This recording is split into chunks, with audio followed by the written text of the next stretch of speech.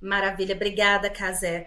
Eu adorei o comentário do nosso panelista gênio sobre a saúde mental. Eu acho que a gente precisa muito nesse momento, como sociedade, mas principalmente no âmbito da escola, focar na saúde mental.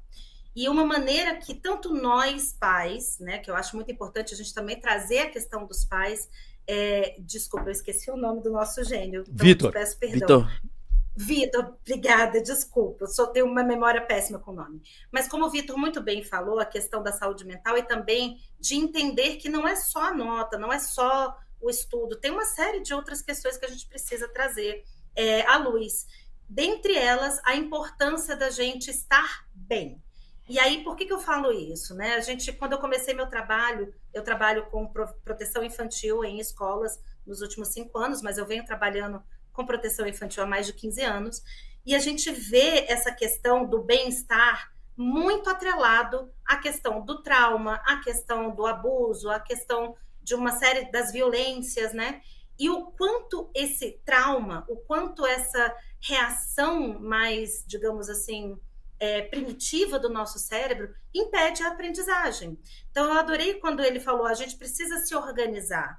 Mas o se organizar não é só estudar 20 horas por dia. É intercalar esse momento com atividades prazerosas. É não ter a pressão da família. Então, para as famílias que estão entrando agora, né, nesse momento crucial de preparação para o vestibular, principalmente, né, já que a gente estava falando do Vitor, é entender que o apoio da família, o apoio da escola, nesse processo é fundamental.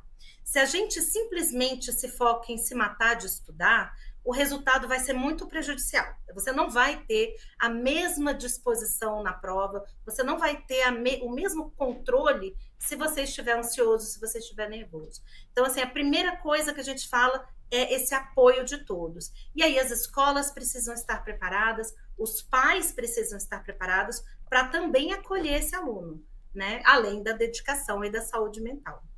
A gente está falando de saúde mental e da pressão que existe, mas a pressão é com relação à parte didática, de aprendizado, das provas, de você conseguir passar, chegar na média, mas tem a pressão social também, desses grupos que se formam, que são de bullying, de discriminação e tudo. Você, como uma especialista em proteção da infância nas escolas, nesse ambiente, quais são as dicas que você tem para dar para os pais e para os adolescentes também que estão vivendo essa situação? Perfeito, Casé, muito obrigada. É muito importante a gente entender, de novo, eu vou trazer a questão do bem-estar, porque quando a gente fala de proteção na escola, ela não é só uma prevenção das violências. A gente precisa entender dentro desse contexto mais amplo do bem-estar. Por isso a saúde mental é muito importante. Mas pegando, por exemplo, a questão das escolas, né, que é o meu foco principal. A gente precisa que a escola esteja preparada com todos os passos para identificar essa violência. Eu adorei que na fala, desculpa de novo, o nome é péssimo, mas Vitor, a moça, a panelista da Secretaria de Educação, Karen. falando sobre os treinamentos. Perdão, Karen, não. Karen é Não, Karen, outra, perdão. tá certo, é Karen. É Karen mesmo? isso. Desculpa. Como a Karen estava falando dessa preparação, né? E uma coisa que me chamou a atenção, não só dessa fala, também das duas panelistas com relação ao racismo, porque o racismo ele gera, hoje a gente tem estudos de trauma que mostram inclusive o trauma racial, que é uma questão que a gente precisa trabalhar não só nas escolas, mas coletivamente. E uma pessoa traumatizada, ela vai ter uma dificuldade maior de aprendizagem, né? Então a gente precisa entender como trabalhar essa questão do trauma. A escola precisa ser preparada para acolher uma pessoa que está em situação de trauma. A gente precisa falar sobre uma comunicação não violenta, uma maneira de acolher melhor. Eu falo muito na educação protegida, nós temos 9 passos para uma educação mais protegida. E uma delas é exatamente essa aliança pais-escola. Então, a gente tem uma tendência, ultimamente, a uma relação muito adversarial entre pais e escola. O pai culpa a escola culpa o pai, e no meio fica a criança, e aí, desculpa, Vitor, mas criança é qualquer pessoa abaixo de 18 para a gente. Então, a gente falando de uma maneira geral, não se sinta excluído. Então, a gente, quando fala da criança, a criança está perdida nesse meio.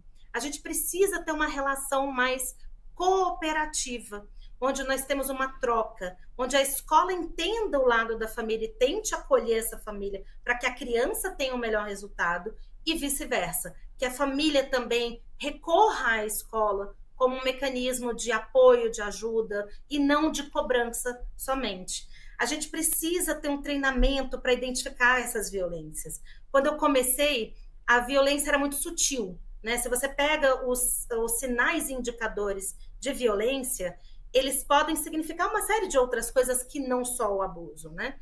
Então, ele realmente era muito sutil, mas nós estamos hoje no Brasil praticamente numa epidemia de violência nas escolas. Os dados do Ministério da Saúde, do Direitos Humanos e Cidadania são altíssimos. Os casos de ataques que nós tivemos na escola são um reflexo dessa violência aumentada.